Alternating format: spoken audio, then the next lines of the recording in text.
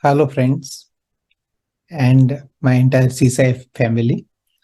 It's a warm welcome from me, Dr. Nitin Abhyankar from Pune, to this August gathering of people, which includes our key resource person, Dr. Chhabra, and I'll introduce my panel later on. This is my privilege to be the moderator for this session on trying to figure out what kind of molecules are we going to use in our COPD management on day-to-day basis and juggling through the available material and available resources. And I'll begin by giving you a preamble about the options that we have and the problems that we have on our hand. And then we will move on to the discussions, panel discussions with the help of certain cases. So let me start by sharing my screen.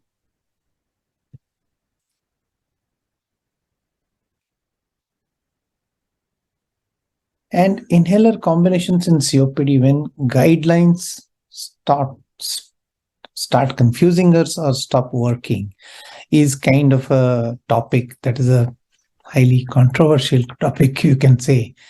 And in order to set that preamble, we look at the guidelines, and obviously the gold guidelines tell you that look at the severity of the symptoms, look at the risk factors for future exacerbations, look at the overall lung function, and then take a decision as to how you are going to use the combination of beta-2 agonists, which are the forefront at the forefront of therapy, and then whether are you going to use an additional anticholinergic with or without, or you are going to use an anticholinergic upfront, then add a beta-2 agonist, and then finally when and how are you going to add the inhaled corticosteroid. So these are the three simple $1 million choices and $1 million questions raised around these.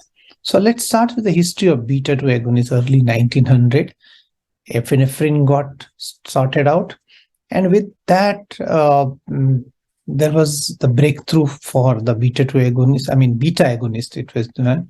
And then the asthmatic patients were treated with that till the formulation of in 1940 isoprenaline came into the picture. This was a fairly non-selective beta-2 adrenergic receptor agonist, and the adverse effects of isoprenaline, of course, made people search better product over the next few centuries, you may say. And then that journey towards discovery of alpha-1, alpha-2, beta-1 and beta-2 receptors happened. And then the airway bronchodilation was realized to be having a very strong correlation specifically with beta-2 receptors in the lung airways and the lung vasculature. Pharmacological pursuits turned towards maximizing the selectivity towards the beta-2 receptors in an attempt to reduce the incidence of adverse effects from the so-called non-selective isoprenaline or isoprenaol. At all times, there have been concerns if we use beta-2 agonist, are they going to harm in the longer run? And I think you and me have seen the black labels on isolated usage of beta-2 agonists in COPD. For that matter, asthma, it is not definitely a no-no, but even in COPD, there was issue about it. Whether it increases the morbidity or mortality in the long term has always been the question, particularly if you are overusing it. Adverse effects of beta-2 agonists most commonly involve the desensitization of the beta-2 receptor to a beta-2 agonist agent. So once you start getting desensitization, and due to similar properties between the classes of other adrenergic receptors, beta-2 agonists can create an off-target effect in stimulating either alpha-1, alpha-2 or beta-1 receptors, so that creates problem. And most common side effects of beta-2 agonists involve cardiac, metabolic and musculoskeletal systems, cardiac being typically the tachycardia and the tremors, palpitations and so on and so forth. The metabolic sometimes can be hypokalemia, just to mention a few, and of course the musculoskeletal system. So beta-2 ongoing use always remained a speculative issue, as studies have shown varying degrees of tolerance between the SABAs and the LABAs. So if we keep using SABAs or even LABAs, they are going to be a certain amount of tolerance. And the research have shown that beta-2 agonist tolerance is a matter of genetic polymorphism of the beta-2 receptor or the degree of the airway inflammation, and sometimes the route of medication delivery, how you are using it. SABA overuse, typically in the context of COPD patients, is shown without very conclusive evidence to be having some amount of worsening of the disease severity in this setting. And this is possibly because of the hyperreactivity which seems to occur with the frequent and consistent uses of SABAs, and which potentially may be leading to what is called as a paradoxical airway narrowing. So that is a matter of concern to be kept in mind. Then COPD, what kind of the data on the SABA overuse has been there? In COPD patients currently on treatment, 19% were using or overusing SABAs. And in the asthmatic patients, another separate study, this was a study which was in 2016, and showing that even in asthmatics, around 16% of them were overusing SABAs.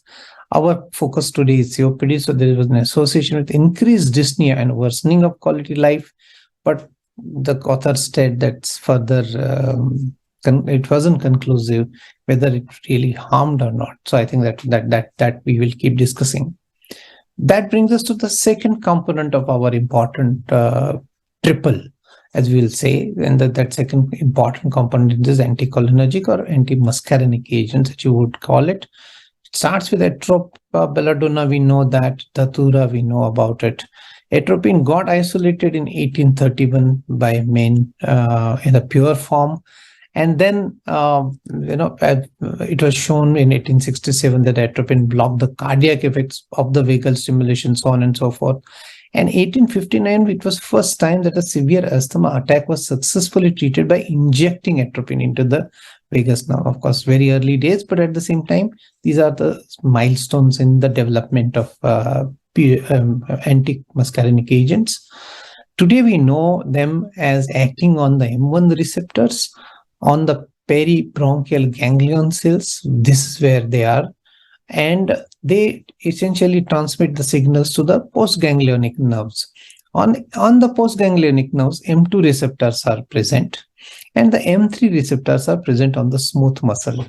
So if I have a selective simulator of M1, which will block, selective antagonist of M1, which will block this, and selective antagonist of M3, and it will remain attached to these two for a long time, that will be good. And if I have something which is attaching to M2 but dissociating fast, again, that is considered to be a good idea. So that's how we look at it. So if I'm looking for the ideal anticholinergic agent, I would like it to be binding to M1 and M3 for a longer time, and M2, though it will bind because it's antagonist, but it should get dissociated from the M2. That's what is the target. The typical atropine was a tertiary ammonium compound, and the difference between the newer ones, for example, ipratropium or titoprium, these molecules, which were the quaternary ammonium compounds, were freely soluble in water but insoluble in lipids, and therefore these did not cross the biological barriers that can be easily crossed by the atropine-like agent. And that is the major difference in the pharmacological properties of quaternary from atropine. So why are they so much so different and better than atropine is because of their inability to cross the biological barriers. So given through the airway route, they are going to remain there largely. Now, that brings us to the first of these, which was the short-acting SAMA, as you will call it, ipratropium bromide. When it was administered typically from the airway route, it hardly caused any heart rate, blood pressure, bladder function, intraocular pressure, or pupillary diameter, even when given in amounts many times the recommended dosage. This selectivity was because, again, of the very inefficient absorption of this drug from the airway or gastrointestinal mucosa.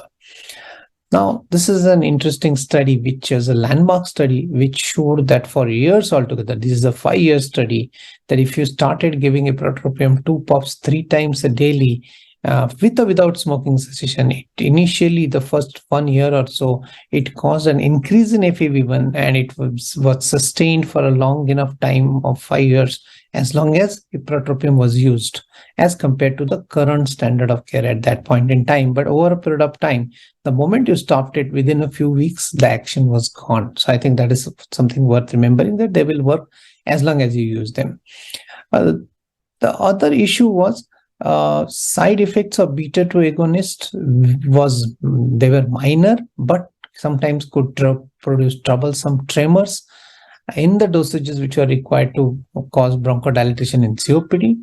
And addition of beta-2 agonists in patients with COPD sometimes may be accompanied by some additional pulmonary vasodilatation, which may worsen ventilation perfusion matching and result in slight fall in arterial PO2. So ipratropium kept scoring, combined with its minimal side effects, that became the agent which was preferred bronchodilator for COPD in the ambulatory settings. And if you see that sort of advantage continued in the tiotropium also over a period of time. So in the yesteryears, I am sure all of us have used SABA-SAMA, and many times in our ICUs, the SABA-SAMA combination in the nebulized form still gets used. At that time, it was said 1 inhalation 4 times a day of a SABA-SAMA combination was good enough. And people may take an additional 2 puffs. So it should not be exceeding 6 doses in 24 hours, kind of a thing, which was recommended at that time. Why I'm bringing this point is we will explain in the panel discussion about the SABA-SAMA, or for that matter, a LABA overdosing or superdosing, as I might want to call it. So we'll come to that eventually. Muscarinic antagonists act predominantly on the proximal large airways, whereas sympathomimetics, like the beta-2 agonists, act on the more distal smaller airways. Beta agonists are thought to cause bronchodilation by directly acting on the muscle, and ipratropium or tiotropium or the other newer ones, they cause bronchodilation by reducing the cholinergic tone. And if you use them together, they are going to be having the advantage of rapid onset of action of the beta-2 agonist and a sustained activity of ipratropium or tiotropium or so on and so forth, and their combined effect, which will be present in the intermediate time. So I think that's why that LAMA-LABA combination comes into the picture. If you have to put them head on head, most of the times you will realize that the anticholinergic or ipratropium is better than metoprolol here for the peak efficacy in the FEV1 change, as well as the duration of action and the sustainability also over a period of time. So I think that is worth keeping in mind. So that brings us to what is available to us today in the terms of SABAs. We have salbutamol, we have levosalbutamol, we have terbutaline, but not in the nebulized form, and we are not using metoprolol in this territory. So SABA-SAMAs will be mainly, and the SABAs will be mainly between these two. We have arformoterol in the nebulized or inhaled 12-hour kind of long-acting beta-2 agonist. We, of course, have formoterol and salmeterol for last few decades. Formoterol not realistically in the COPD zone because it's an oral formulation. And then we have indicatorol, olodaterol, and vilanterol, and out of which indicatorol and vilanterol are now freely available in our country, which are the approved ultra-long beta-2 agonists, which will act for full 24 hours. In the terms of anticholinergics, I'm just giving you a few examples. This is not an exhaustive list, but ipratropium, which was there and it's still available in our ICU usage, mainly with exacerbations. Aclinidium, not yet available here, but tiotropium has been available for decades. Glycopyranum is available for at least last 5 years or so. And umaclonidine is available in one of the triple combinations. So we will be discussing this. This is not an exhaustive list of anticholinergics, but just to put this whole thing into a perspective.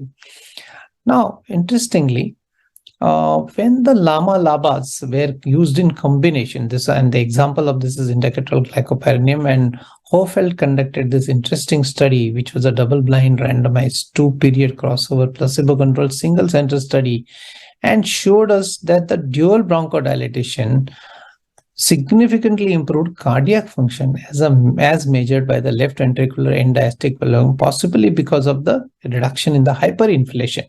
And this is something worth keeping in mind as we proceed. And that brings us to the million-dollar question that we are going to discuss today, is what kind of a route to the so-called triple therapy that we are going to adopt.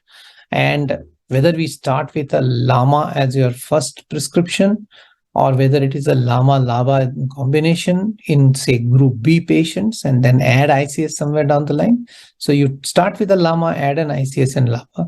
You start with a LABA-LAMA and add an ICS, or whether in many of our so-called COPD-As, which are asthma-related COPDs, or asthma-related fixed airflow, chronic airflow limitations.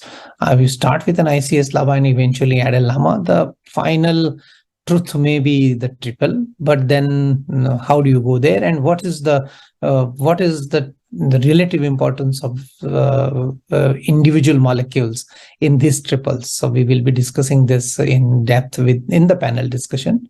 We also have to remember before we begin there that COPD is not a disease which is essentially a single organ disease. There are a lot of issues at stake, ranging from poor diet, physical activity, smoking, air pollution exposures, and toxic exposures. Then inflammation and accelerated aging, which will cause both COPD as well as a cardiovascular disease. There is an issue of atherosclerotic thromboembolic disease, MI, stroke, PID, congestive failure, cardiac arrhythmia, atrial fibrillation, so on and so forth, which will keep interacting with the worsening COPD. And the presence of hypoxia, oxidative stress, hypercapnia, atherosclerosis, vessel wall abnormalities, endothelial dysfunction, various protein imbalances, arterial stiffness, and elastin degradation. So all this we'll have to take into consideration. And we have to look at the comorbidities in the terms of heart failure, atrial fibrillation and flutter, diabetes, pulmonary hypertension, and ischemic heart disease. I'll probably reiterate this slide at the end of this presentation. But before going on to that particular area, let's talk in one slide about the oral steroids and ongoing oral steroids. I'm sure everybody agrees that if I use a large dose of steroids, I'm definitely going to harm these patients. So systemic steroids are often given to these patients during exacerbations, and sometimes the exacerbations are coming too frequently. So Scholz et al. Looked at patients who were given 10 milligram per day or in excess kind of a regular usage of oral steroids in COPD. And in conclusion, he found that maintenance treatment with oral corticosteroids was associated with an increased mortality in a dose-dependent model. So if you move beyond 10 milligrams, higher and higher doses had a higher and higher problems, and the mortality also increased in the dose-dependent manner. So this is something worth keeping in mind. So it's a reasonably big no-no there, no question about it. Now, that brings us to the most contentious factor of inhaled corticosteroid use in COPD. Initially sounded to be a counterintuitive process because what was required in COPD was bronchodilators. And then still, over a period of time, Gold Start has started recommending a triple, and then we are going to look at that data. So where do you recommend it? In people who are getting recurrent exacerbations despite treatment with either a dual bronchodilator or the LABA-ICS combination. So LABA-ICS combination gets added with the LAMA, a dual LABA-LAMA combination gets added in ICS. The triple inhaled therapy includes an inhaled corticosteroid, long-acting beta-2 agonist, LABA, and a long-acting anti-muscarinic agent like LAMA. Surely can improve FEV1 and health status, and we are going to see few of the data on this.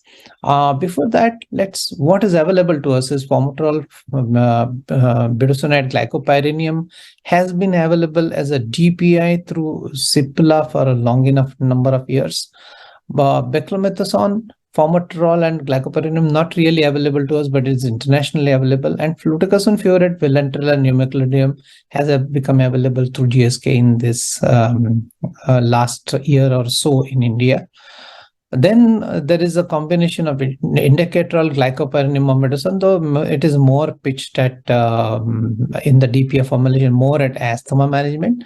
Whereas glycopyridinium, formoterol, and budesonide is also available in the India in MDA formulation in India. So I think these are just examples of these two, and I think though brand names are not the focus, but I think these combinations do matter. So I think it's worth mentioning them. So I'll now, in the next 2 minutes, quickly take you through the trials which talk in favor of the triple.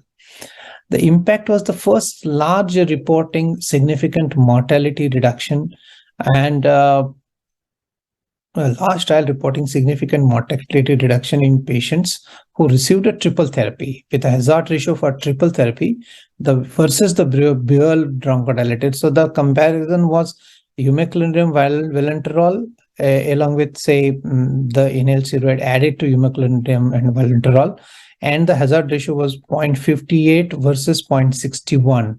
And that, though it was not a very huge impact difference in the terms of mortality, but this was the first large trial which tried to look at it. Then came two important trials called Ethos and Kronos, though these are short names for them. And the risk of death from any cause when 320 micrograms of budesonide was used in the triple therapy group, it was 49% lower than when they used glycopyridinium and formoterol group. And that is important observation, which was validated further in the Kronos trial also. So the Ethos and Kronos both sort of sounded a similar mortality risk reduction when a 320 microgram, and it's a relatively small dose, mind you, and we have that $1 million question which our panel will address: what dose of inhaled corticosteroid is appropriate here? And these, when we are using triples, we have to use into the context that yes, they are very likely to reduce the mortality in correctly chosen patients, and we will discuss and debate about that. But choice of a device must be taken into a consideration. Overall evaluation of the patient is necessary. His ability to coordinate with the inhaler maneuver and generate a sufficient inspiratory flow. And because of all these factors, eventually the adherence to the treatment also matters. So we can't just be dictatorial on this. We have to get in terms with the patient on this.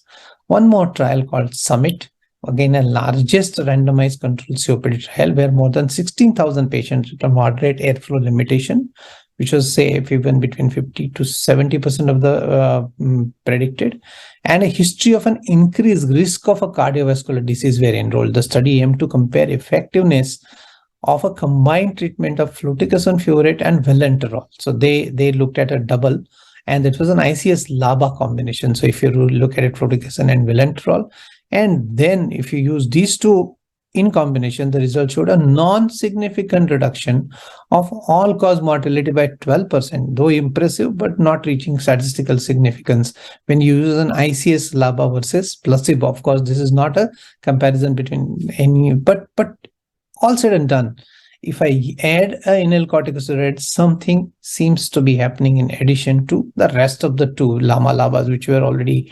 And this is possibly one of the last studies that I'm quoting, which is an outpull study.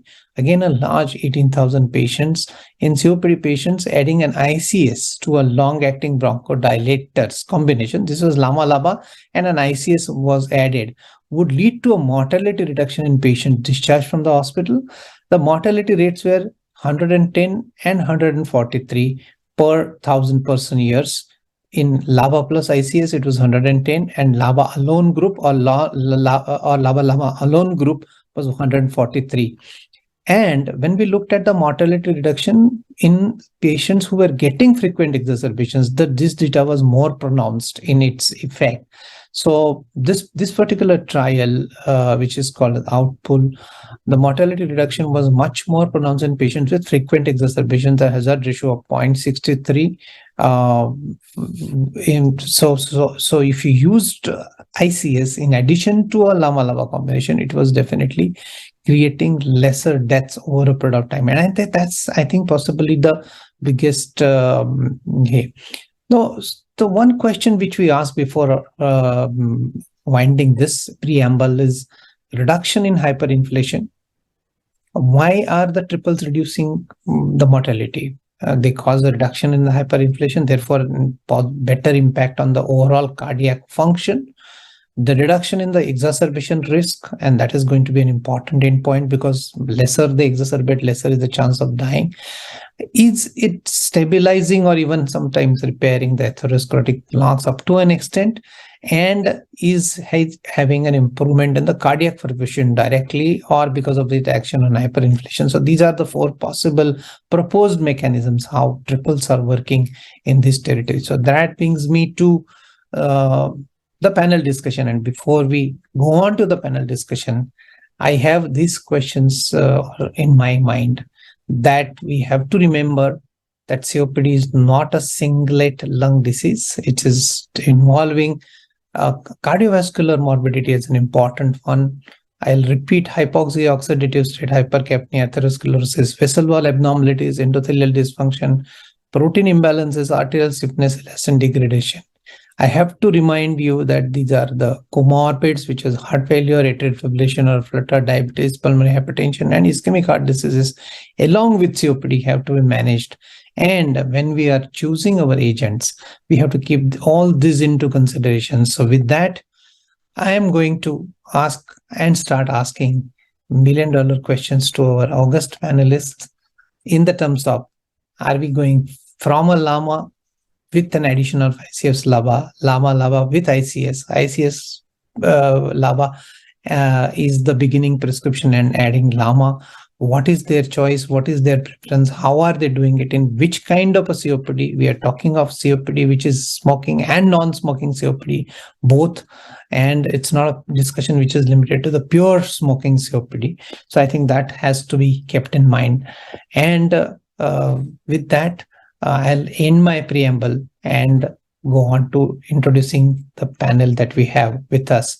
And of course, Dr. Chhabra sir, which is our chief resource person. And as I have been saying again and again, his word will be the final one. So we will look up to him and his experience and his wisdom at all times. Thank you very much.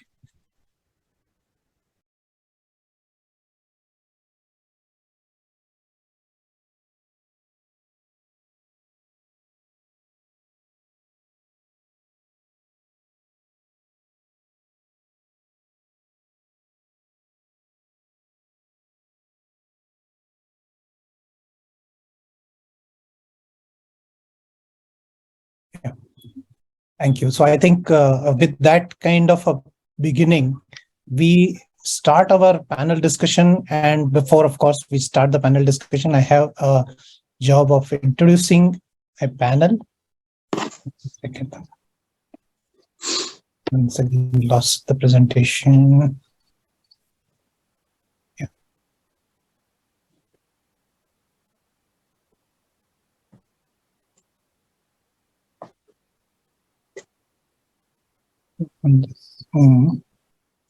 Here's the screen. Yes, there you go. Okay, perfect. So I hope you can see my slides, and I'll be putting it into the slideshow. Is it visible? Just confirm, any of you. Yes, sir. Yes. Okay. So you read the first slide very carefully. Very important message there. 19 January panel discussion, case based. Yes, Miss Manager is Dr. Nitin Abhyankar. So I'm going to be the person who will probably take the flag from all of you, and I'm ready to be criticized, no problem. But at the same time, I think before that, of course, the panel, very important job and a very pleasant job of introducing. Somebody's audio is on, so just check that. Just mute your audio. Yeah, that's great. So Dr. Professor S.K. Chhabra is the head and department of the sleep and critical care medicine, currently in Primus Super Specialty Hospital in New Delhi. He was a former director, professor of Department of Pulmonary Medicine in Vallabhbhai Patel Institute, University of Delhi. He was a former head of Department of Pulmonary Medicine, Faculty of Sciences, and University of Delhi. He's been the editor of Indian Journal of Chest Diseases and Allied Sciences, associated editor of Indian Journal of Allergy, Asthma, and Immunology, section editor of Lung India. Research interests include vast things ranging from asthma, COPD, interstitial lung disease, pulmonary function, and he's been extremely interested in this particular part. More than 24 research projects conducted with WHO, ICMR, DST, and CSIR, and a huge list of publication, more than 250 guest lectures and 170 publications in prestigious indexed international and national journals. And of course, we have that honor of him being in the top 2 pulmonologists in the world, and very few people from India are in having that kind of honor. So welcome, Dr. Professor Chhabra, sir. And your advice and wisdom today is the most sought after one. So I am going to be, as I told you, the mismanager, and you are going to correct me wherever I have gone wrong. So that's the way we will start it. We must start with the lady first. So here is the only lady on our panel, but not the least. Surely, Dr. Devi Jyoti Dash. She's MBBS, MD, DNB, and IDCCM. She's currently the director in Nived Chest and Eye Care, associate professor of Medical College, Raipur. Around 12 publications, out of which 6 are international. She's a member of ERS, CPI, PSR, and holds fellowships in allergy and immunology, smoking cessation, and sleep medicine.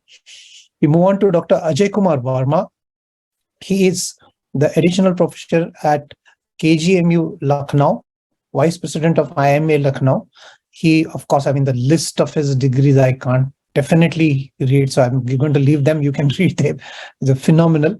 Fellowships, 15, memberships around 40. Research publications, total of 143, citations of 590 with the very high index there, and has received many awards. He's been the supervisor, co-supervisor of the nurse, PhD, MD, MDS, DNB, MCS, and the nursing thesis. Various projects under his wings, investigator for 3 co-investigator and clinical trials, and scientific programs attended, papers presented at various conferences extending more than 50, more than 30 workshops, conference, seminars organized, and scientific programs chaired about more than 50. So and somebody who's active in his health education, public awareness programs for more than in large number of his endeavors. So welcome, Dr. Ajay Kumar Verma. And then the next is Dr. Sourin Banerji. He's associate professor of Department of Pulmonary Medicine, attached to NRS MC Kolkata, West Bengal. Several publications in Indian national journals, co-guide for thesis dissertation, life member for several associations, bodies like ERS, and so on and so forth, and guest lectures at several CMAs. So again, we welcome you, Dr. Sourin. And Mayank, he's probably the instigator of this particular because his question has triggered this particular CME. So he is an MBBS, MD, FSM in Vaishali, present position holding a senior consultant and unit head pulmonology in lung transplant medicine in Max Super Specialty Hospital in Vaishali in Ghaziabad. And presentations, 5 international, 28 national, 24 as faculty, publications, 7, number of memberships, lot of awards, and has been keen interest in sleep, interstitial lung, opportunistic lung infection, environmental lung diseases, and occupational lung diseases. And he is also, to his not an unimportant feather in his cap, lung transplant observership at the University of Vienna. And I think he's actively interested in the lung transplant programs in Delhi right now. So with that, Dr. Mayank, and last but not the least, Dr. Chandrakant Tarke.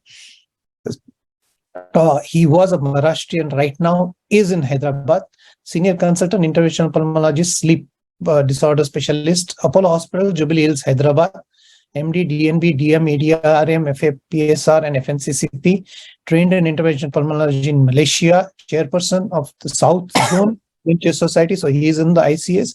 And well, we can go on and on describing number of his achievements.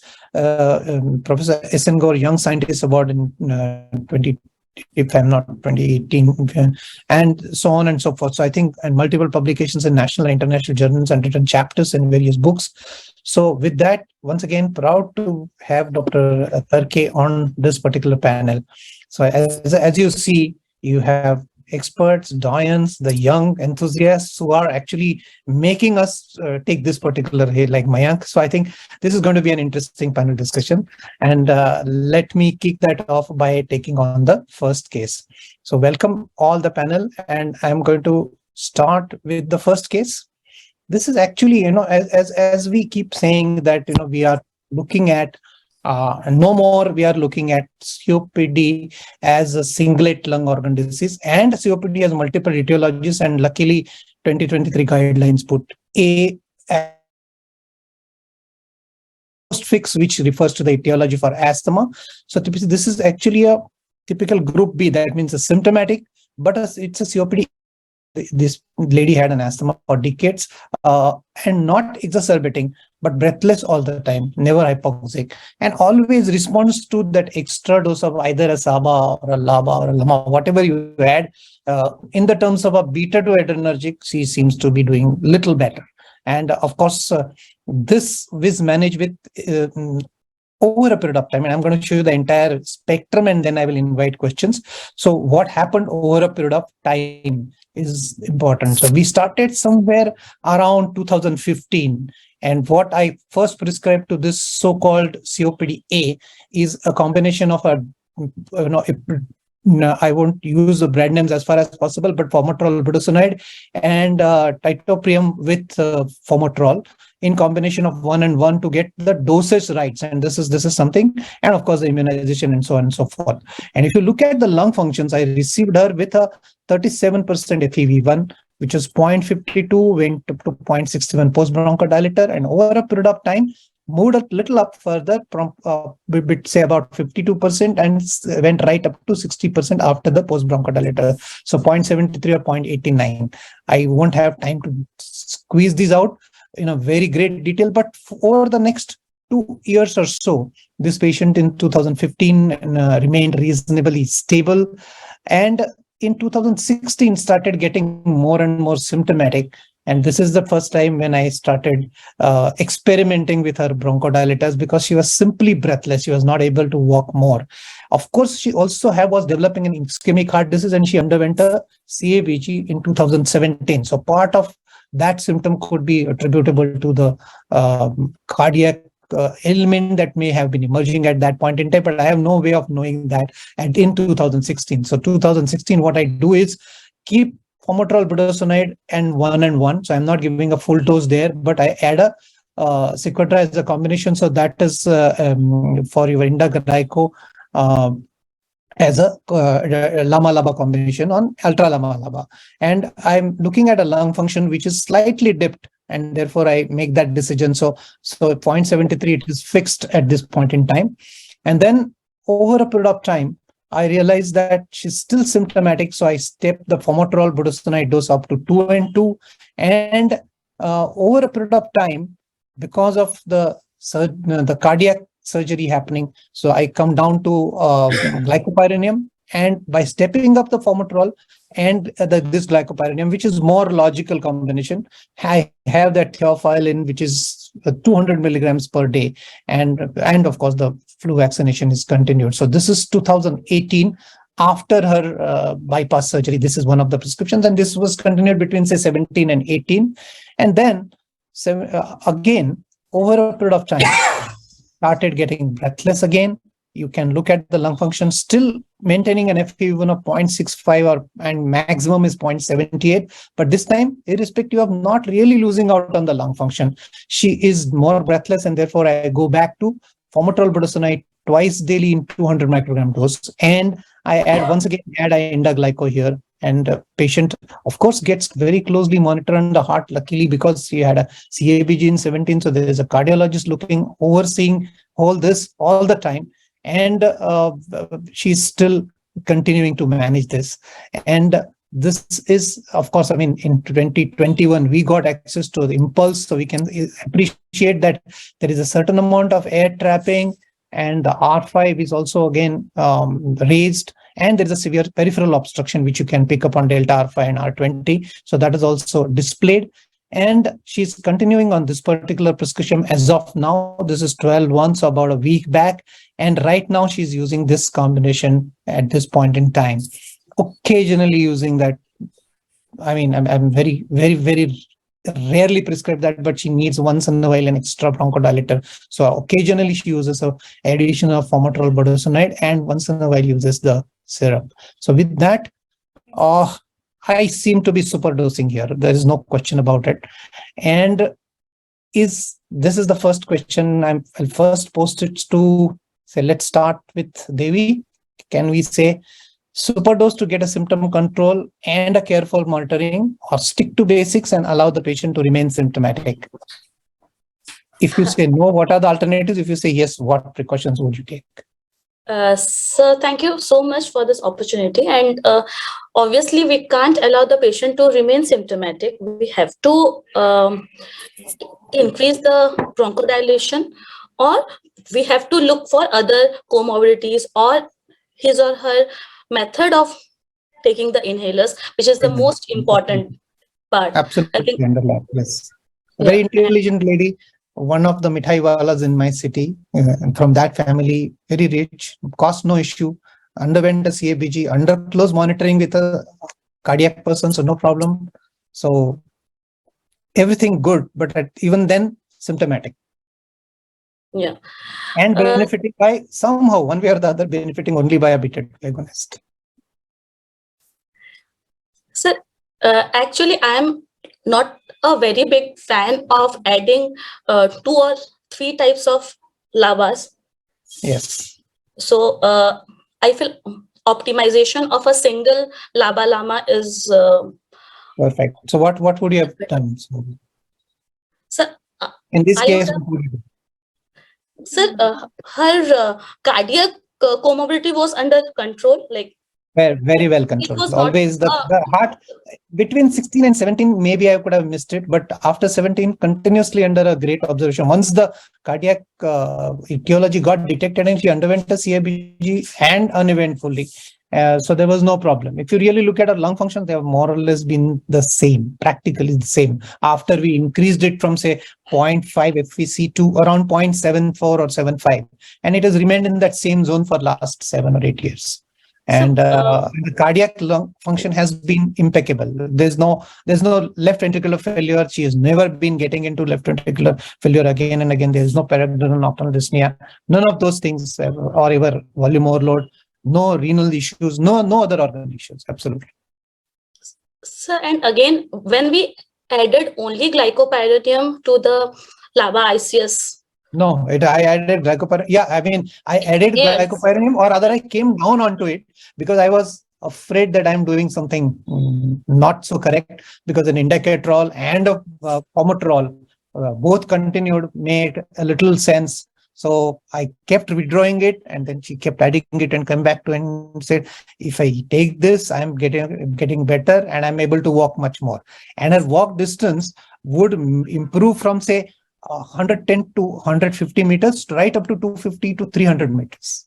So in that case, we have to like superdose, as you say, because every patient is different, and we have to give value to the subjective perception of the patient about his or his. And she was not a psycho, never. I mean, that was I haven't seen her in a panic ever before, ever. She's always smiled, very comfortable. Even last week when I saw her, she was absolutely at her, fully sorted out lady, but definitely symptomatic when the medicines are taken out. Yes, sir. So in that case, it's absolutely okay. But as we are giving both indicatorol and formoterol, I'm not proposing. In fact, the entire symposium today is not there to teach juniors to overprescribe. And I'm going to go next to Mayank and ask him what is his take, because he had created the first doubt in the first place. And then we'll take Dr. Chhabra's comments on that, and then we'll move on to the next case. Thank you, sir, for the opportunity. Yeah. Sir, as you said, the patient is a case of COPD A. She has an asthma overlap. So I would also look into the asthma perspective of the patient, like total IgE on the Yeah, yeah. eosinophils level, and Yeah, so that they were all done. Of course, I have such a long period of time, so it is difficult to sort of show you everything. But no IgA elevations, no eosinophilia ever. In fact, this is something which is like non A non B kind of. I mean, not belonging to a particular kind of a no TH2, no TH1. So it is like a vague asthma, if at all, you have to put it into that perspective. Doesn't belong to the group of either eosinophilic or to the group of IG mediated. So then the other causes of patient being breathless, the COPD patient being breathless despite being on optimal bronchodilators, one of the causes pulmonary arterial hypertension or nocturnal hypoxemia. Yeah, And yeah. and We even have this, there's no pulmonary hypertension. Even today, nothing. Absolutely zero. right, right. And then, sir, in the treatment chart, I was seeing that that diclofenac was given once a day. We can step up to twice a day, or we can change it to tiotropium if we are like giving a once a Excellent. day I for the think that's a thought process which definitely I tried it for about a month, but I had to give it up. It was 50. I pushed it to the 100, which has been used in the past, and so 50 BID I used, but I was not getting anything additional. The moment, that's what I said. Only thing this lady was responding to was an additional beta 2 adrenergic agent rather than anticholinergic. So of course that in a typical smoking COPD, it will be the other way around, where the anticholinergic will score. But this is a COPD-A, and COPD-A doesn't really, not necessarily doesn't to listen to the anticholinergic rule. So Sir, Chhabra, sir.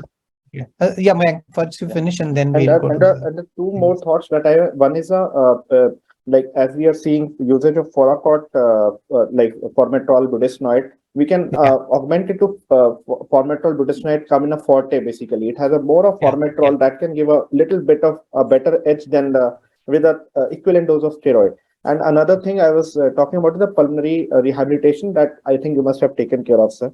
That would have changed. She's been there for all those years, including her CABG, post CABG. Ever since we realized that she's not responding to the conventional therapy and requiring superdosing, she's under a rehab program. And the rehab program, in fact, if you really ask me, they laugh at me when since she's already walking. She walks with those 250-meter distances or small distances like that for about 2 kilometers every day. And she's been doing that for last 8 years. Yes. What is the BMI of the patient, sir? She's like slightly plump, but not really obese. I mean, just maybe 60 kilos for a 5 feet lady. Right. Fine. We can just think about the hypoventilation syndromes or anything that. No. Non-snorer. Sleep study done once already because of this. So many other issues, basically. Right. Yeah. Sir, Chhabra, sir. Thank you, Dr. Abhyankar. It's a great presentation that you made. It's a great panel, and just a little remark. I'm sharing this platform with 3 of my students, Devi, Chandrakant, and Mayank. Sir, count me as your student also. Great opportunity, I always keep learning from you, sir. I'll be learning from them, and a legend like you chairing, and then Sourin and Dr. Ajay being there. It's a great panel. So glad to be here. Now, this patient, just one or two questions. Why are we calling it as COPD? She's started off as an asthmatic. She's not a smoker, is she? Not a smoker, not really, except the fact that yes, Pune has a air which is not as bad as Delhi, but it still has got, today's AQI is into what is called as very poor, 321. So it is not, So start with the question mark there. Why would we label it as COPD-A and not as a remodeled asthma? Patient whose asthma was not well controlled and has gone down a severe asthma, which is, you say, phenotypically not atopic, not eosinophilic. So there is no scope of using biologics also here. And bronchoplasty is quite for one reason. One reason why I would call it COPD is because she is otherwise never having asthma exacerbations, which typically would be expected with such a reduced lung function, and an asthma exacerbation which is seasonal. Once in a while an occasional antibiotic, once in a while a dose of steroids, but not exceeding one per year, Right. and always dyspnea on exertion and nothing else. Yeah, so so seasonal asthmatics who are into a remodel, they would behave like COPD and would have a kind of dyspnea grade 3 or even grade 4. Yes, sir. But So then there's a risk factor for COPD. So no, sir, but then the today's definition, 2023 Gold puts it as COPD A. It doesn't put it as or if you want to call it asthma with a severe chronic airflow limitation, I wouldn't mind that terminology also. But then the reason why I'm saying means the same thing, sir. The reason why I'm saying that is that when there's a overlap kind of situation, then management of asthma takes precedence over COPD because and in fact, sir, we got her pheno done about 7 or 8 times, and it was never really impressive.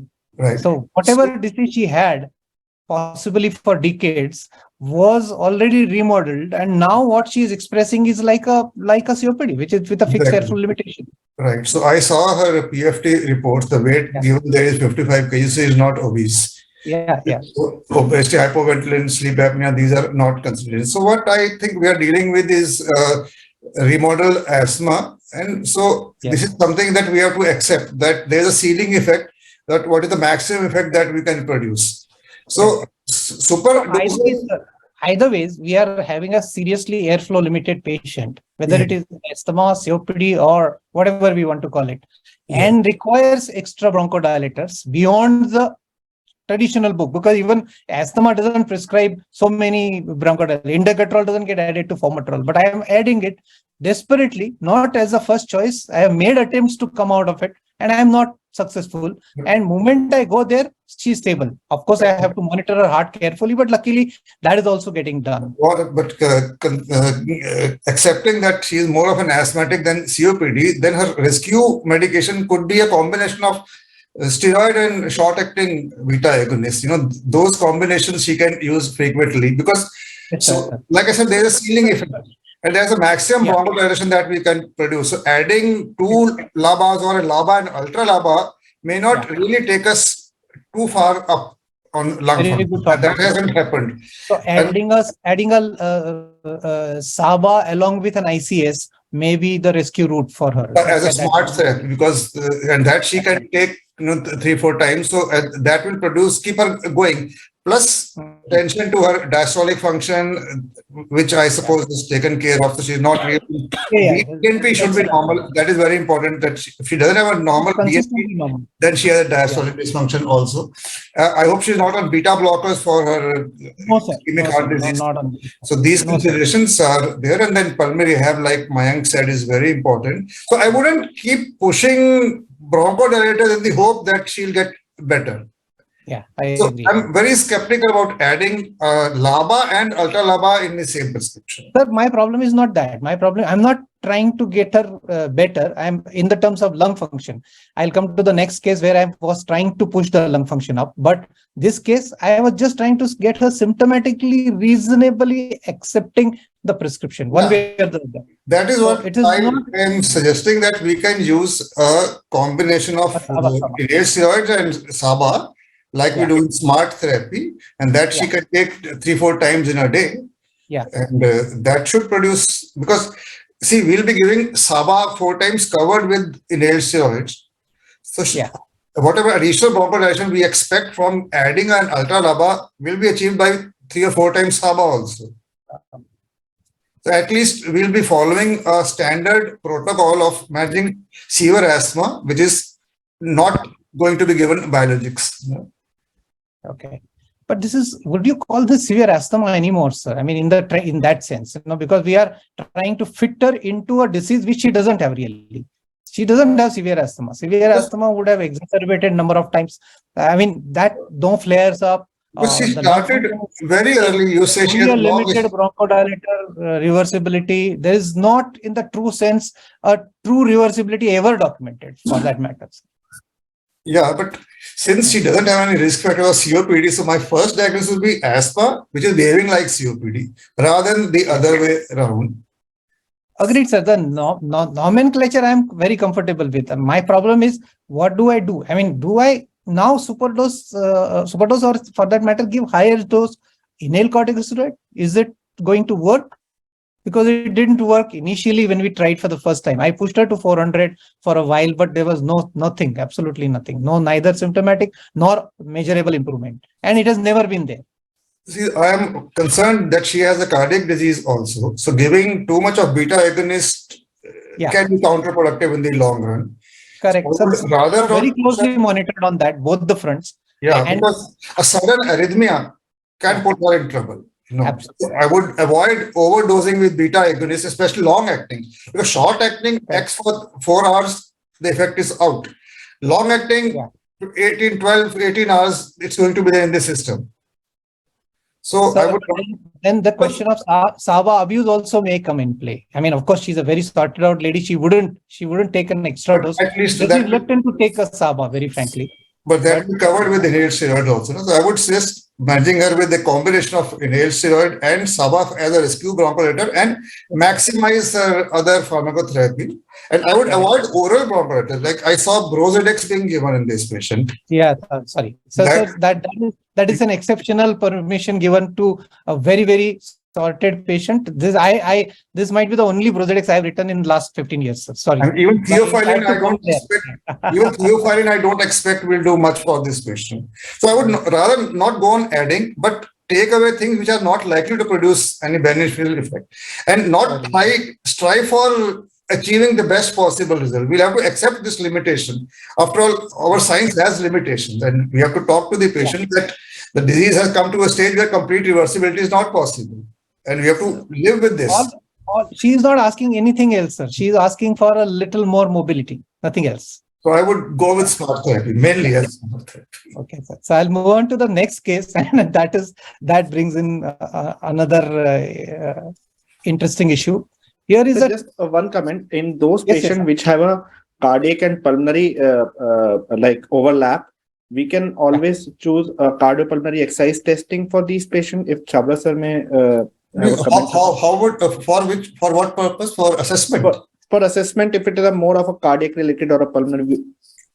Yes, that would at least tell you whether the patient's dyspnea is limited because of cardiac dysfunction or ventilatory.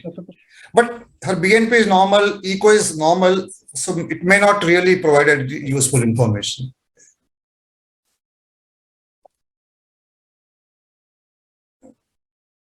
Yeah. So I think we'll move on to the second case, and Dr. Krishna had requested me to look at the messages. I'll just quickly go through this. Yes.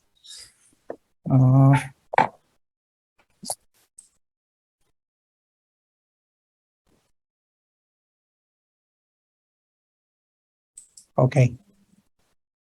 All right. So I think I'll move on to this second case, which is an asthma in the childhood. He's a 29-year-old person who comes to us at around the age of, when he's 29, sorry, and with a very low FEV1. He's largely asymptomatic after his childhood asthma till the age of 25. We don't have data on this. He starts working in the pesticide business, which is a family ownership business. He doesn't have to really work with the pesticides, but he's more like an office person, but occasional exposure does happen, and started getting symptoms when he started working in this business, and then therefore was brought to evaluation. And this is the kind of lung function that we are looking at. The FEV1 is as low as 19%, and it is moving. There is a reversible obstruction. There's a 49% change. It is moving to 28, but of course, this is still a very, very poor lung function that we have, that we can imagine for a 29-year-old person. So now we would want to look at this and say, what is this? This is, in my opinion, at that point in time, I called it a poorly controlled asthma. We put him on 200 and then very quickly changed over to the 400 formoterol budesonide. Tiotropium was added at the onset itself. because there was an allergic rhinitis coexistent, which wasn't much occasional, but I still kept a Montelukast there in the prescription. And of course, we said over a period of time, we would expect improvement. So look at IgE and so on, so on, and so forth. So I think all those good things got sorted out. Almost everything else was normal except a badly air-trapped lung, and which wouldn't really budge from that point in time. A CT scan thorax was normal. There, apart from some amount of hyperinflation, a little bit of a PSP by TRZ is around 32, so largely normal. LV, nothing there on that front also. And then, of course, some improvement did happen over a period of, say, 21/7. So after about, this is after about 5 or 6 months. And I'm seeing FEV1 moving to 2.93. Let me remind ourselves that we started with an FEV1 of around 0.85 and which moved to 1.27. And then it came up to 2.93 and 1.94. And they're still around 44% of the predicted. Now, this is the kind of a graph that I'm looking at. And this actually dips a little bit further after some time. And now I'm looking at again 1.95 and 2.13, which is in 1911-21. So end of, I mean, this must be the between the first and the second wave.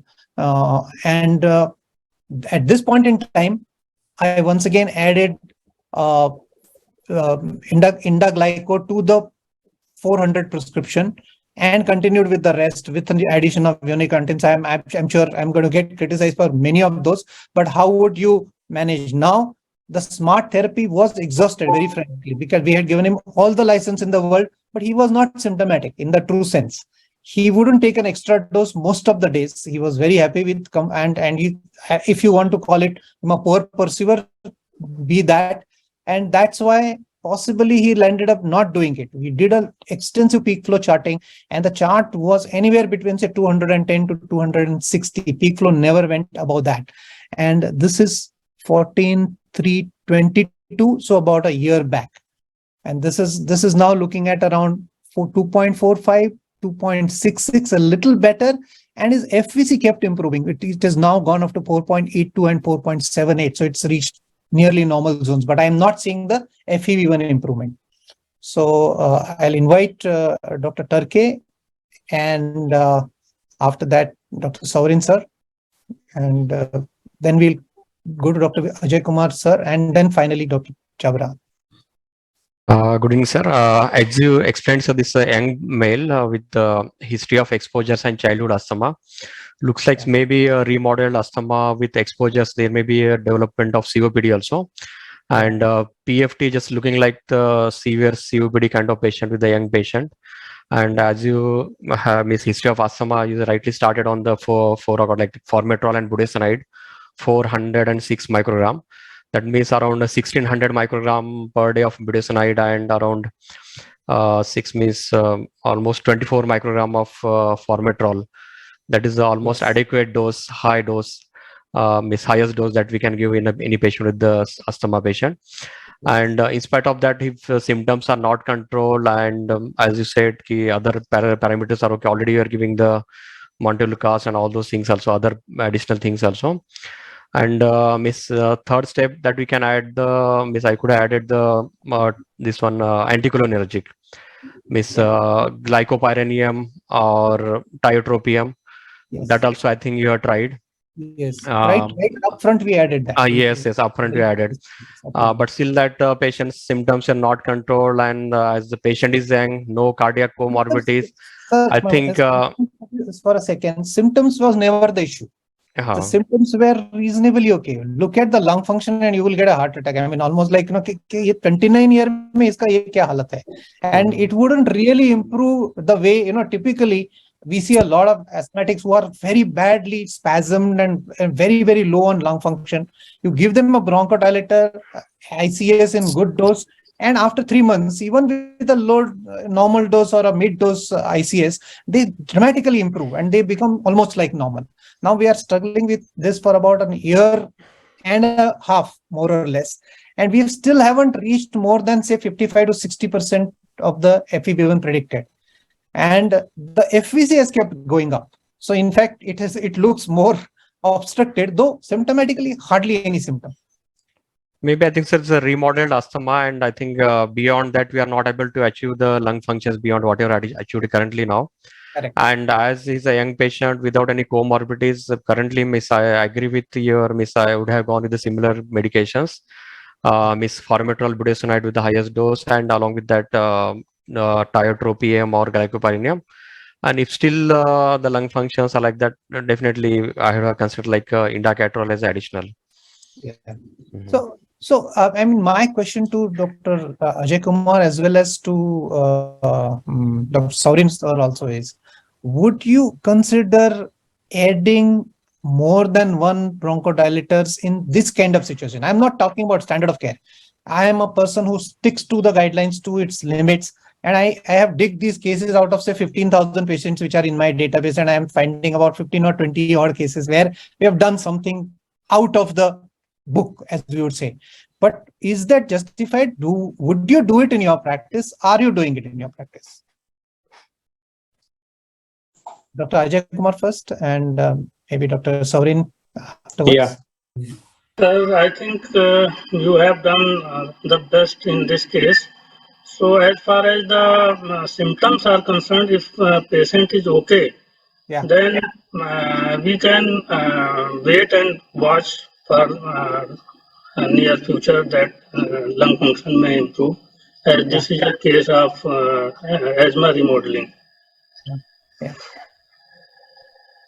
My concern is, say that the first lady which we have presented is now 78. So I'm not really looking at a lung function improvement as of my parameter. I'm only looking at symptoms there.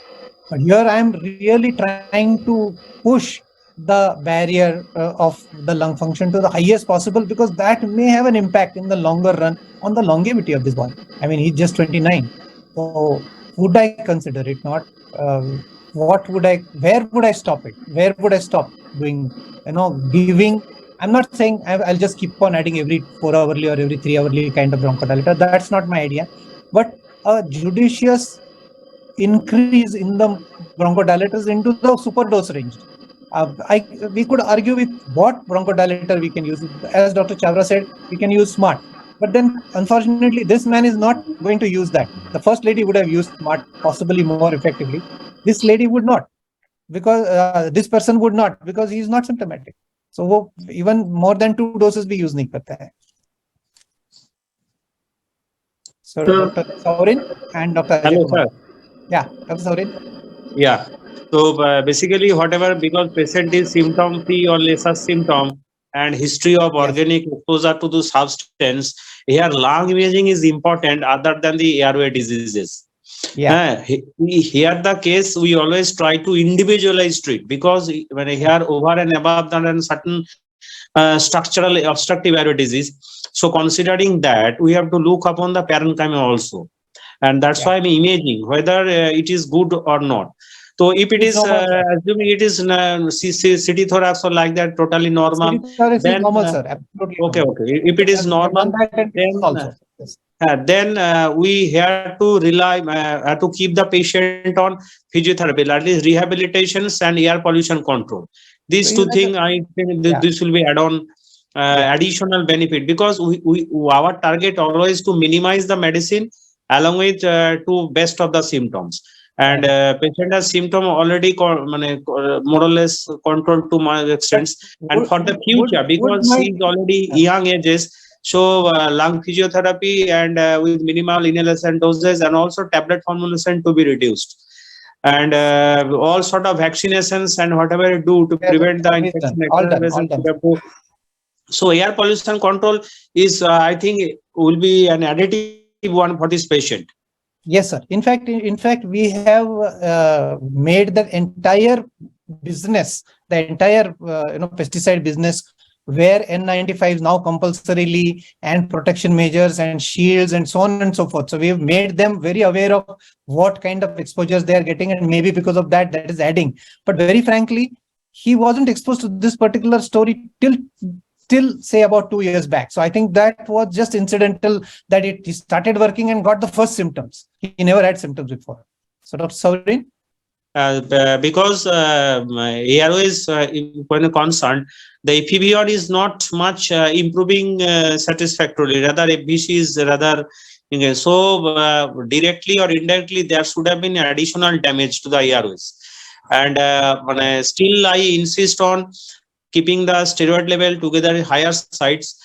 LABA ICS combinations to the higher was ultimately it will do good, and single therapy I think better than the adding more and more molecules. More molecules, agreed. I mean, that message Dr. Chhabra has always kept on giving, and it's not, I mean, I'm not very fond of doing it. It's exceptionally done in select situations. Dr. Ajay Kumar, you have any comments on this?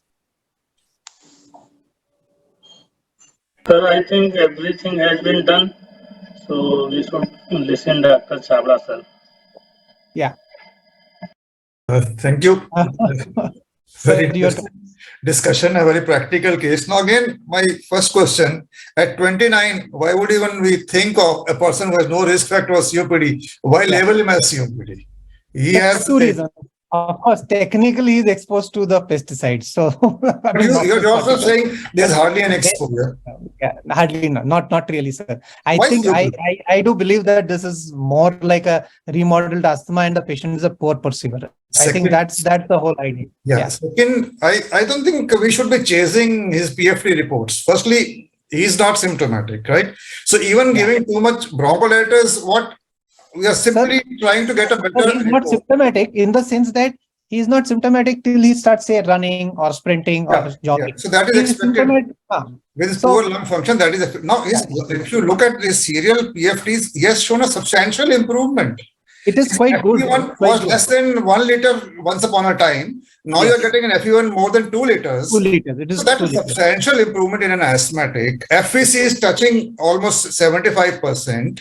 So I think it's done very well. The last one is 83% post bronchodilator. Right. So he has improved tremendously, which is absolutely against COPD. Yeah. This is standard asthma. So let's not. But then, sir, I have reached here only after I have added Indaglyco to this whole combination. Yeah. So or I could have given additional doses of formoterol budesonide, one way or the other. So this is a difficult to treat. I'm going to superdose one way or the other. Yeah, this is a difficult to treat asthma, and if you have ruled out factors contributing to difficult to treat asthma and is genuinely severe asthma, phenotypically it's not IgE and eosinophil raised, so not considering biologics, right? Unless we have a drug like tezepelumab, which is not there available right now, that is one option that we can give for this patient. But otherwise, I would be satisfied with his response. Yes. And with the step 4 or step 5 treatment of GINA, manage him. Yeah. So I think right now we are not going beyond this, but I think we are staying here. And I of course, I mean, whenever possible, if I look at a lung function which is reasonably good, I try to get rid of the indicatorol and continue with the LAMA alone. And if that works also, that is fine, no problem. So I think that is what my strategy will be for him. We need to communicate with the patient that there is a limit to what medicines can achieve for you. Yes, sir, but he's not. But that limit is there. Sir, he is not really looking for anything. All he wants to get as an order of approval from me that everything is good, because he's reasonably all right unless until he does anything out of the way, and he hardly ever climbs stairs, reasonably rich. So I know the exercise limitation is the main thing. So he can take a pre-exercise SABA with inhaled steroid. That's going to be useful if he is a regular player. So pre-exercise, that's going to be useful. So again, that might be a very good smart therapy at step 4 and step 5 for this patient. Yes, correct. So we'll move on to the next one, and these are, I'm going to ask a few questions. Group E exacerbation, we use nebulizations.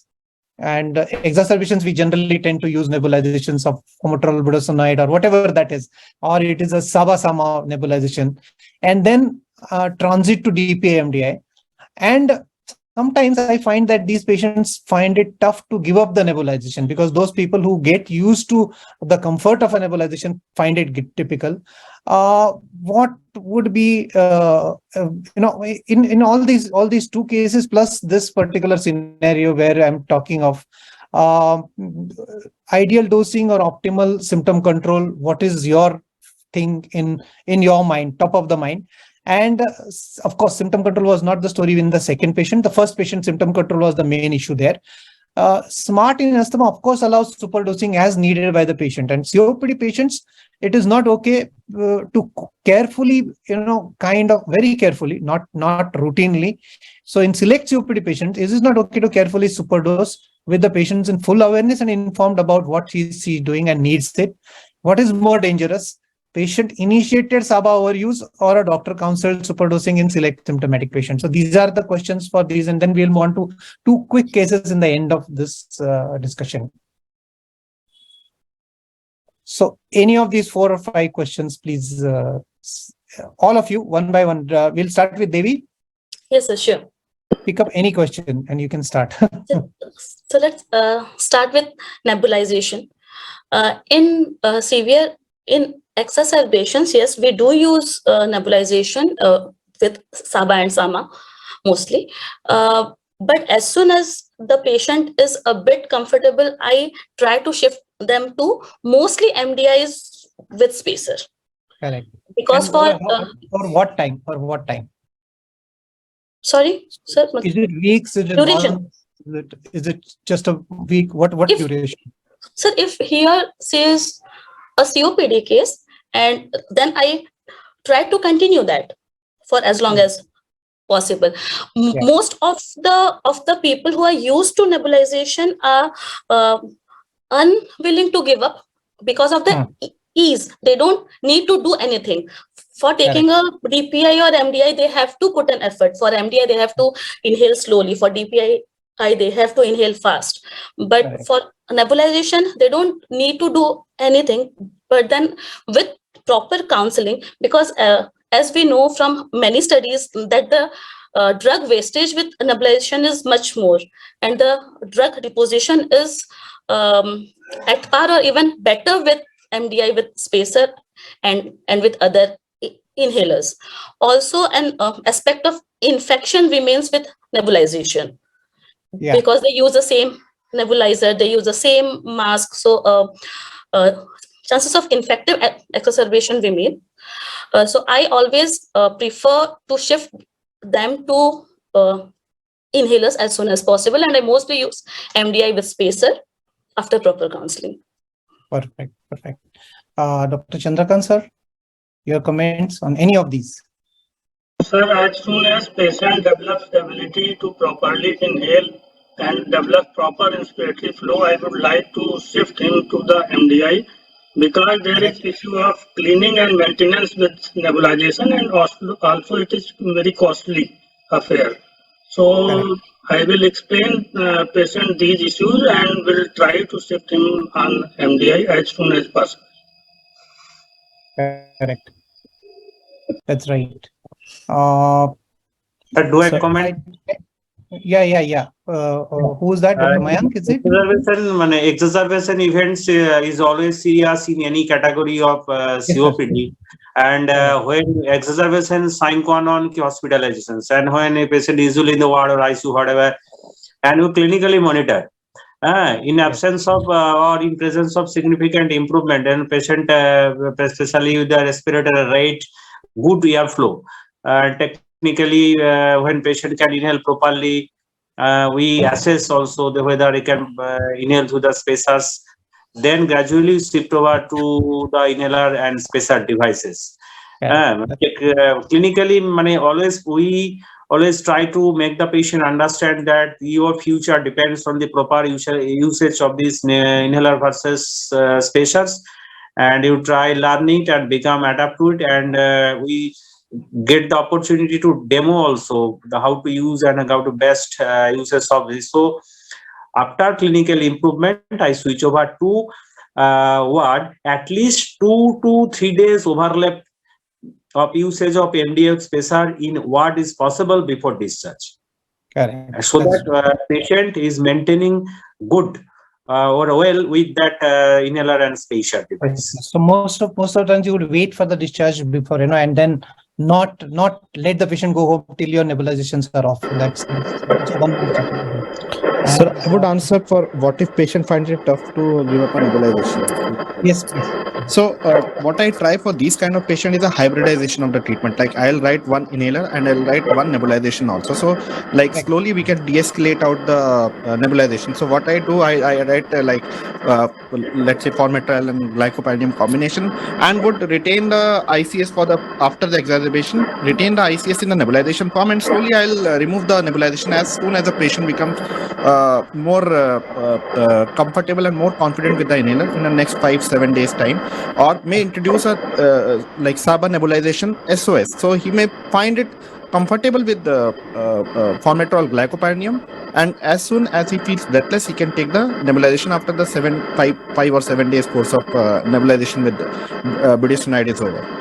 So this way I choose and most of patients find it little bit easier to give away the nebulization. Yes, absolutely. Yes. I absolutely agree with your strategy. Dr. Ajay Kumar, sir? Sir, regarding question number 8, I think Yes. sir, optimum symptom control is more important, Yes. and we should try to give ideal dosing, but I think as discussed in second case, optimum symptom control is more important and more Correct. critical. And regarding 10th question, sir, patient-initiated SABA overuse is more dangerous, and doctor-controlled superdosing in selected symptomatic patient can be allowed, as you have done, sir, in these two cases. Yeah. I'm glad that you are resonating with me on this, but at the same time, I also very, very respect all the opinions, including Dr. Chhabra sir's opinion that yes, we could have done something else also. And I'm going to try that, smart approach to at least the second guy, not the first lady, and see whether that is going to work. The first guy is not going to take smart therapy at all. So, the young boy. So but the lady may accept it. So I'm going to take that as an opportunity. I want to add Any one other thing comments? Yes, Dr. regarding this patient-initiated SABA or SMART in asthma. It has also some limitations. If the patient is on just like formoterol budesonide twice daily, 2 puffs twice daily, and if he or she is getting the symptoms, and if they used to take continuously LABAs or whatever the formoterol budesonide inhaler is there, if the patient is using on SOS basis, but effectively cumulative dose, if he uses the same inhaler for maybe 8 to 10 times in a day to control his or her symptoms, that will be superdosing by the patient. In that case, cases like this, if you are getting we are coming across patient like this, if they are doing the frequently like this, I think better we should initiate this thing overdosing, especially in selected cases. We can say the out of guidelines also sometimes, depending on the patients.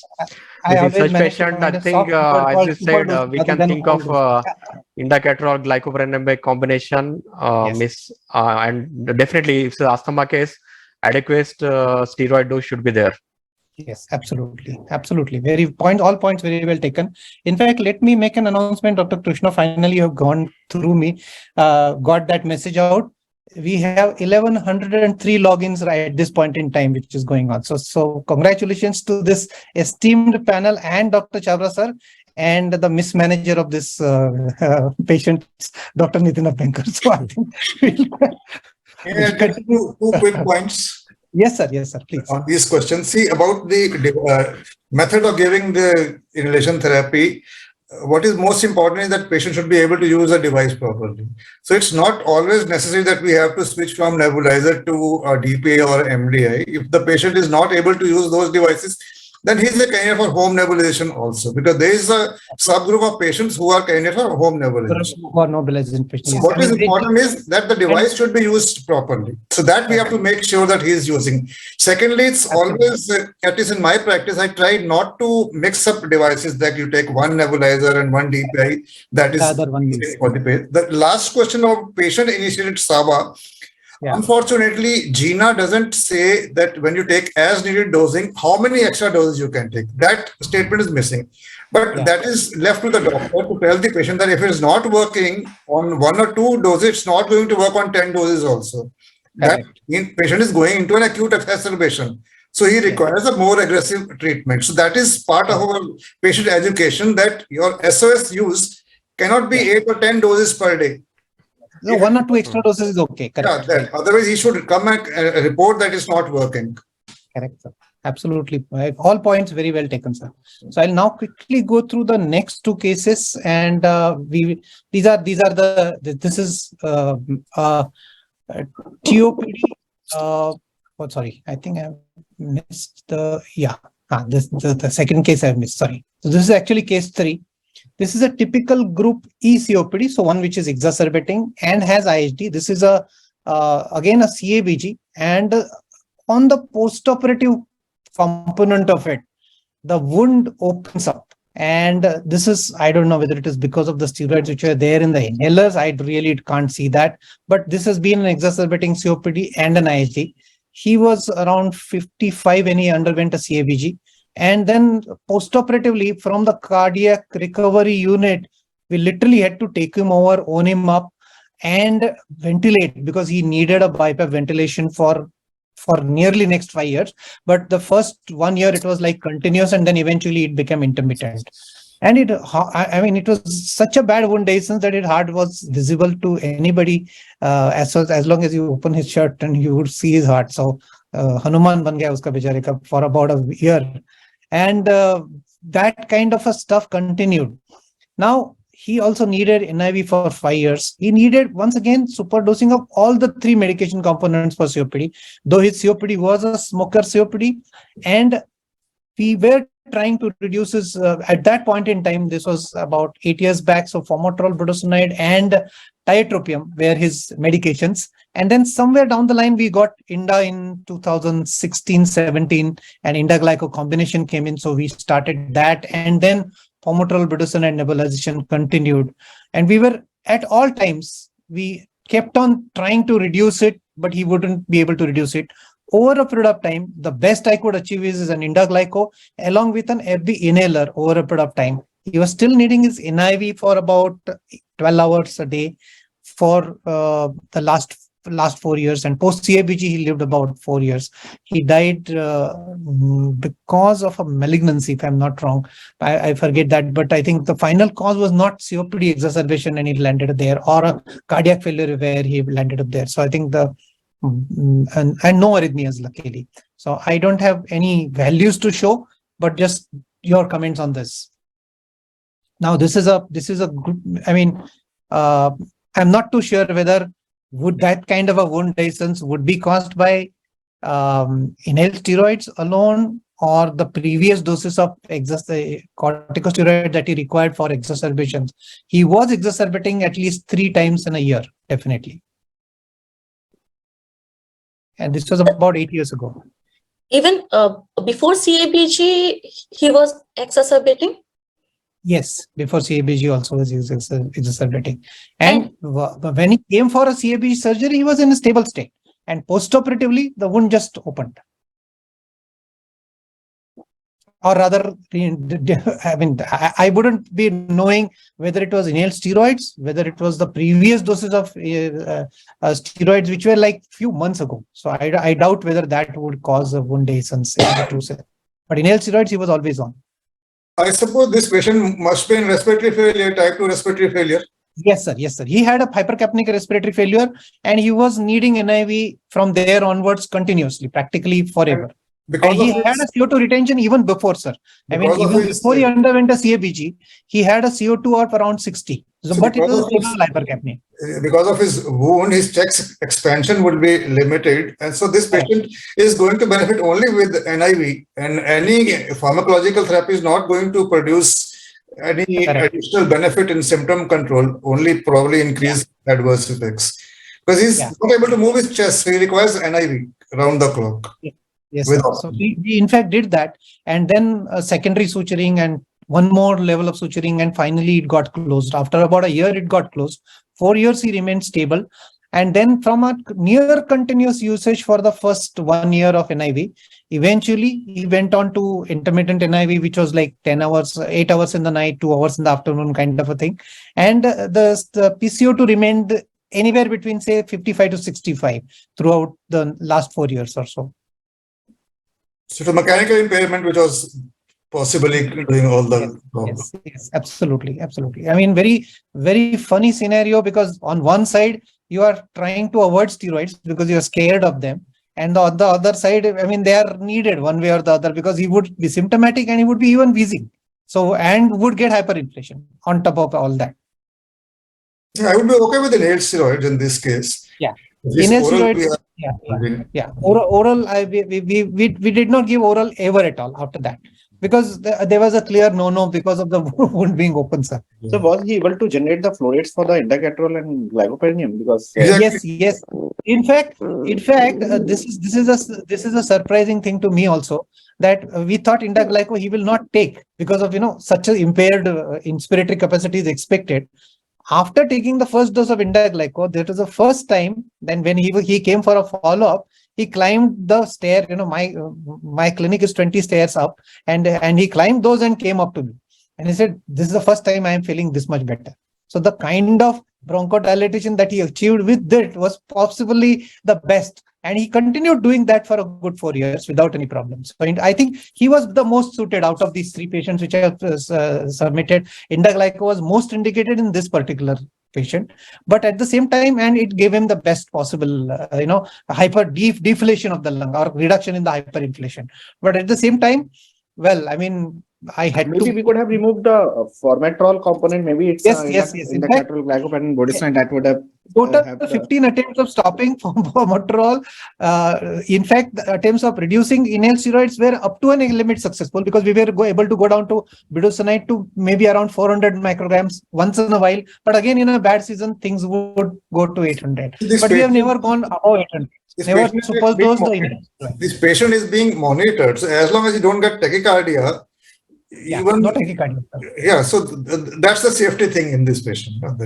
Even if you have added indacaterol to formoterol, there's no additional cardiac toxicity obvious, and potassium must have been monitored as well. Tremors throughout. So because this is like too high risk a case, and continuously being under scanner all the time. At least one. He was from Panvel, so at least one physician would talk to me at least once in a week. The patient would come to me at least once in 3 months, and this continued for 5 years.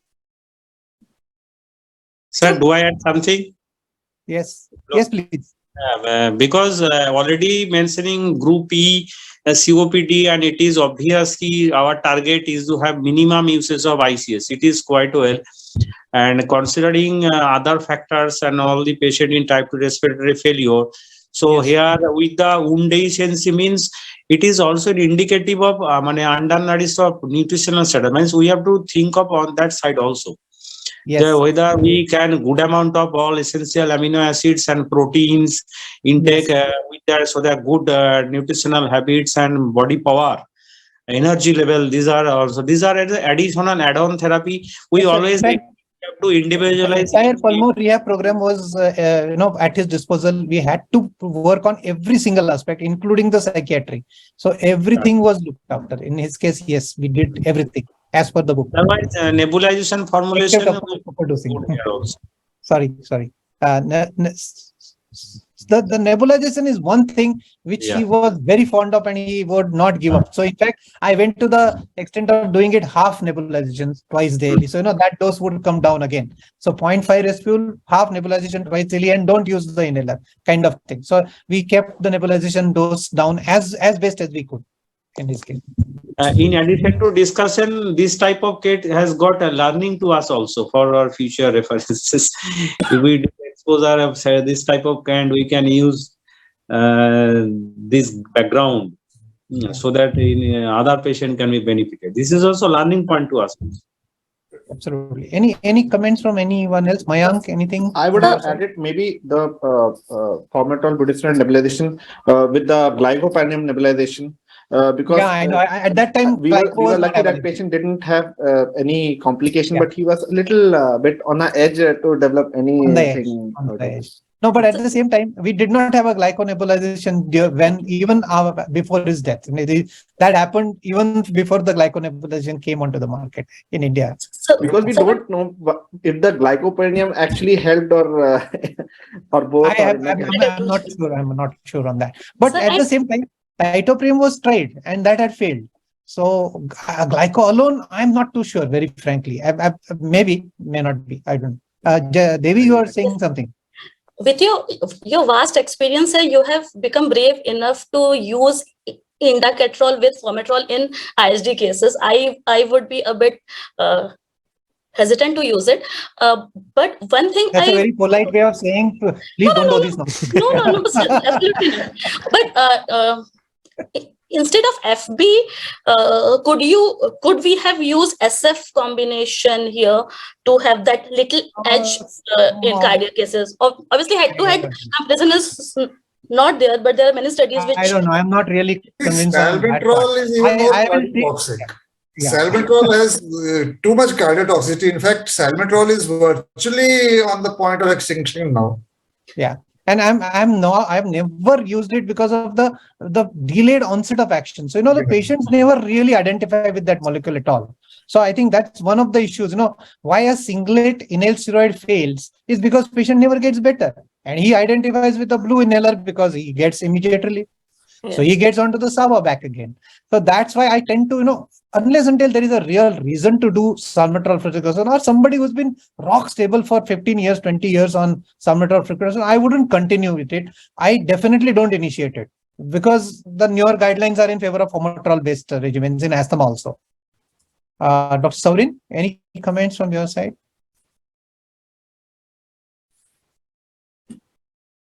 We have already gone beyond 9:30. Yeah. We have at 9:30. So I think that's one last quick case, and I think we'll wind up. So it is more critical, ideal dosing or optimum symptom control. Definitely optimum symptom control. Yes. And whenever patient often says dyspnea, so dyspnea we always know it is a subjective sensation, and we have to clinically judge whether this symptom is important. Otherwise, just to get the patient educated, yes, you are fine with your doses, try to use the minimum one, and keep up a follow-up regular visit. And each time I try to check over how the inhalers are taking properly. Perfect. Sometimes also see that never be that is also take badly. Inhalers are taken so badly. And we can suppose using inhaler or suppose using DPI category. And respiratory flow is not so much amount, then you can switch over. The switch over issue is also to consider if patient keeping the basic molecule same. Yes, correct. Fantastic. So I think I'll quickly go through the fourth case, which is labeled as 3. Please accept that. Now this is COPD-T. Very similar to the third case, but with a difference in the sense that he underwent a lobectomy about 20 years back. His FVC was around 15 to 20%. In fact, the first time when he came to us, he came with an invasive ventilation recently done for his respiratory failure and recurrent hypercapnic respiratory failures and admissions. And once again, I haven't specified these because of the brevity of the time, but needed some amount of superdosing of the bronchodilators and NIV. He did not even reach the era of indacaterol. So he died before the indacaterol. So I did not have an opportunity of abusing it. But at the same time, formoterol, budesonide, titoprem, all permutation of combinations of their nebulizations were used in his case. Lived on home NIV for about 7 years. So I don't think there are too many other caveats here, except that tuberculosis, post-tubercular, how careful are you with the inhaled steroids or steroids in general? Sir, may I answer, sir? Yes, sir. Yes. Sir, basically in the COPD-T category, I find they are basically having more of a small airway disease. They are having more of the obliterative bronchiolitis component that may cause more of a symptoms, and they are not improving on the basic, sometimes rotor caps and all those DPI devices. So these patients may respond better on inhaler with the spacer device. So I always choose even the ultrafine particles like these days Nivioli one has come with the beclomethasone, and formoterol, I may choose that. So these patients, I may give steroid, yes, but yes, if it is I will get a CT scan, expiratory scans, I'll get a pulmonary function test that would be complete, seeing the RV-TLC ratio. Then if I'm confirmed that it is a mainly OB kind of presentation, I may choose it with the LABA and ICS. See, gold gives history of tuberculosis as a contraindication to use of inhaled steroid. But my experience, and I think most of the pulmonologists, that we are okay with using inhaled steroids in a patient who has been treated with tuberculosis sometime in the past. Because we haven't seen flare-ups of tuberculosis because of inhaled steroids. So, in fact, that was the thing which I was going to share. That I look at it like saying, sir, 50% of this India has latent tuberculosis. This gentleman who has received full ATT, possibly if he's not reinfected, he is not even latent tuberculosis. Exactly. So is he at a higher risk of actually getting reactivation of tuberculosis? He's not, in the true sense of the word, because he doesn't even have latent tuberculosis unless until he's get reinfected totally. And it doesn't even make a case for chemoprophylaxis in such patients. Yeah, absolutely. Dr. Trideep has asked a lot of questions, so I think we will go through them, some of them quickly. If I think he has made some comments. So if repeated symptomatic, would use 2 degrees of SABA and keep superdosing with LABA. So he agrees with Dr. Chhabra sir about the SABA usage to be encouraged in those patients. Regarding the phase 3. Yeah. Yes, sir. When patient condition is so much and patient often needs NIV, so transplantation should be an offer, lung transplant. Yeah. For this patient. Both these patients have not, they were before the transplant era. Today, we might consider it in few patients, definitely. Yeah. Definitely. We have seen patients with transplantation are living so well, so fine. Absolutely. That's why it is always an option. Yeah. In fact, that 55-year-old person, I would have considered a transplant definitely. And even this patient was not very old. He was 64 or so. So he was not completely off the, but both were not really truly the transplant affording kind of patients, even before the transplant era. This was well before the transplant era. They died even before the intacatrol. For one person got the advantage of intacatrol. This patient never got the advantage of intacatrol. Or disadvantage of intacatrol, as I might say. So I think that sort of brings us not many questions from the audience. Otherwise, I think we were too clear or too confusing in whatever messages we give. So I think, sir, we'll start with Devi. Your final comments on whatever has happened today and in general, and whatever you want to say about the whole topic. And before I wind up, one last question to everybody. How do you see the triples going ahead? Because there are a lot of triples which are now coming in India. And I think GSK launched the first one. Now Indians, two more triples are there in place. Formoterol glycopyrin budesonide is already in place in the form of DPI as well as a metered-dose inhaler. So I think all these, where do you see the triple going? So I think both the comments. So a wind-up comment and something about triples, because I presented a lot of data on the triples towards the end. Yes, so one small pointer, as we were discussing also earlier, because we saw superdosing of LABAs in all of your cases. Indacatrol, which we use, they have a tendency to cause cough, as we have already discussed. One thing here I want to point out that in Loftier, it is indacatrol maleate, which mainly causes the cough, and in the newer indacatrol combinations, it is indacatrol acetate, which doesn't cause cough. So as I was discussing with Dr. Ajay sir also, yeah, I agree with that. We can use acetate more. That is sometimes the limiting factor for indacatrol glycopyrin combination, or even a triplet. That they get such a violent cough that they might just be, cough it completely. And you have to talk to them 3-4 times before they restart it sometimes. But newer triple drugs are containing indacatrol acetate, which doesn't cause that cough. So that's a good thing. Extremely good point. Yes. And sir, regarding the triple dosing, the main lacuna which I feel is that there are hardly I think 2 brands with MDIs, and most of the severe cases we get at 60 years of age or 65 years of age. Most of them are not able to take DPIs. So that's a bit of very valid point. Yes. Dr. Sourin, sir. Yeah. So filter combinations, it has been clearly mentioned also that we can add up either LABA ICS plus LAMA separate or single dilum. So always single dose or single inhaler is convenient, suitable also, but we can add either. The concept of adding ICS is based on mainly history of exacerbations and features of eosinophilia. Absolutely. Important features. So we can E category patients not necessarily always will have triple.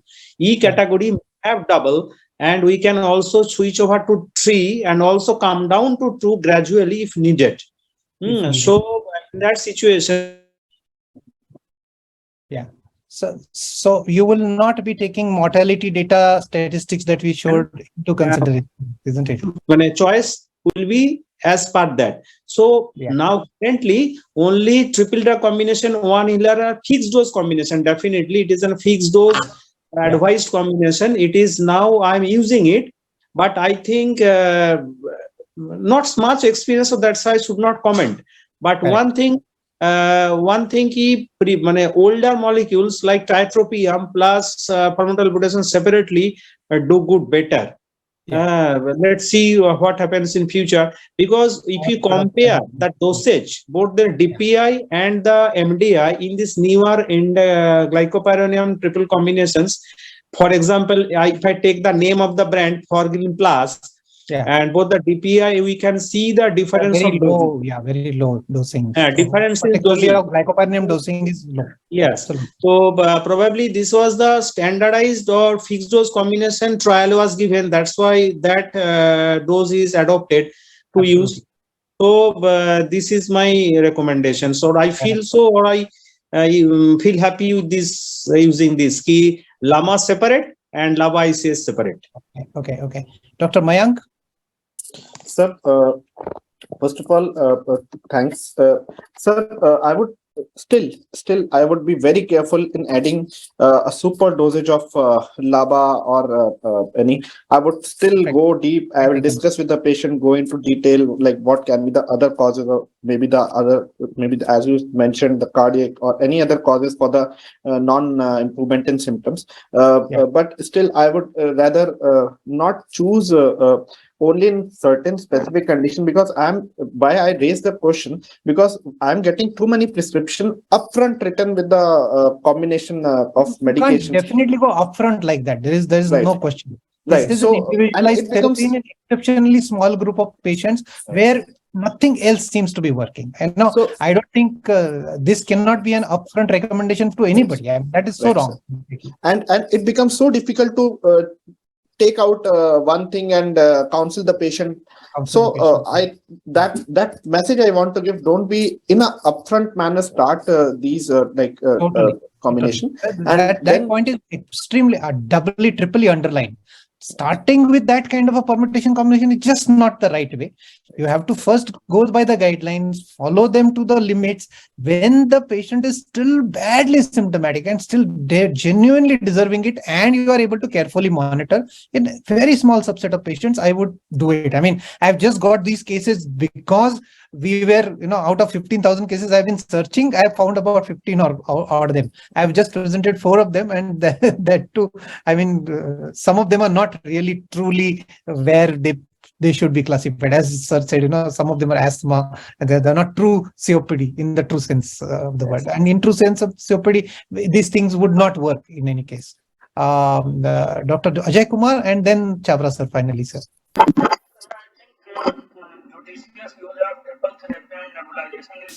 Sir आपका आवाज थोड़ा कम आ रहा है. Hello. Yeah, just a little closer, sir. I think, sir, judicious use of triple therapy and nebulization therapy is very important.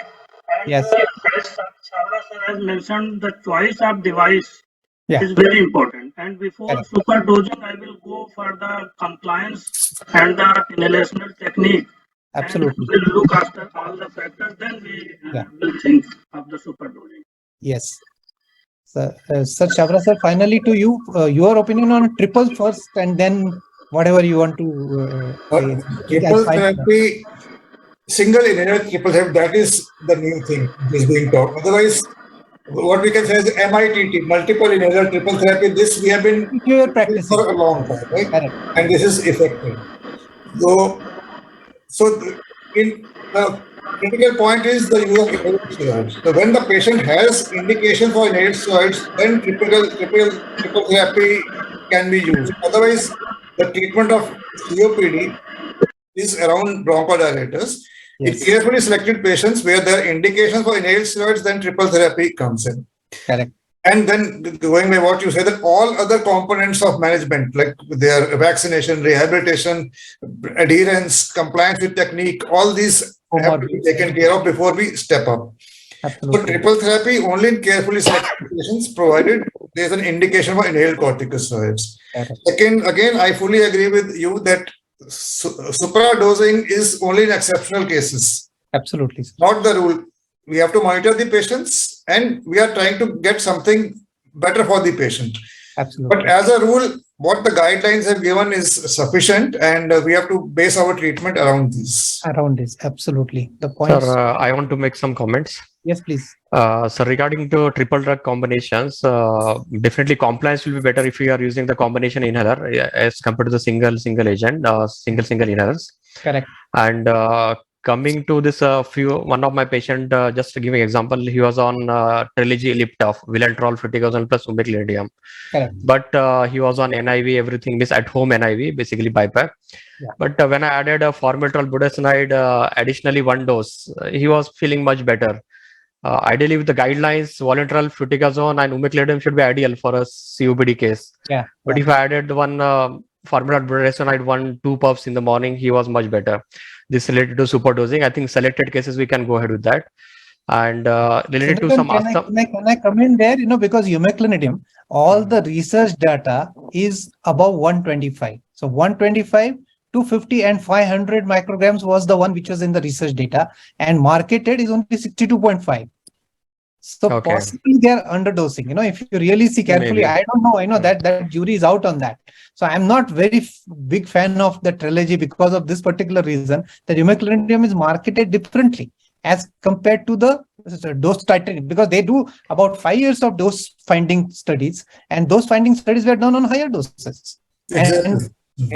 And so related to asthma, I think nowadays, many persons, especially in asthma, they used to take the inhalers whenever they required.